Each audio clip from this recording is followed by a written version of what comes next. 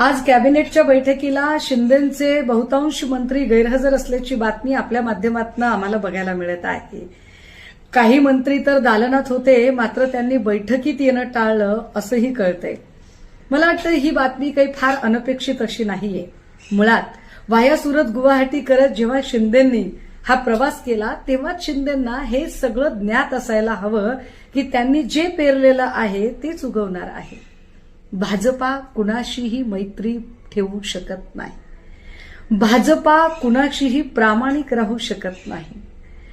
गेल्या 25-30 वर्षाच्या मैत्रीमध्ये आम्हाला कायम महाराष्ट्रात शिवसेना मोठा भाऊ असं म्हणणाऱ्या भाजपाने जो पाठीत खंजीर खुपसला, ती भाजपा अवघ्या 25 महिन्यामध्ये शिंदेंना जवळ करेल असं जर शिंदेंना आणि शिंदेंच्या मंत्र्यांना वाटलं असेल तर मला वाटतं त्यांचा फार मोठा गैरसमज आहे. आणि हो, शिंदेंकडून लोक जात आहेत म्हणून शिंदेंनीही त्रागा करायचं काही कारण नाही. कारण जेव्हा जहाज बुडत असतं तेव्हा सगळ्यात आधी उंदीर बाहेर पडतात. तुम्ही ज्यांना वाघ म्हणून सोबत घेतलेलं आहे ते सगळे उंदीर आहेत हे हळूहळू तुम्हाला कळायला लागेल. जसजसा एसआयटीचा, ईडीचा आणि एकेकाच्या चौकशीचा पाश आवळला जाईल तसतसं सिंहासन डळमळीत व्हायला लागेल. आणि त्याचा पुरावा आता दिसत आहे.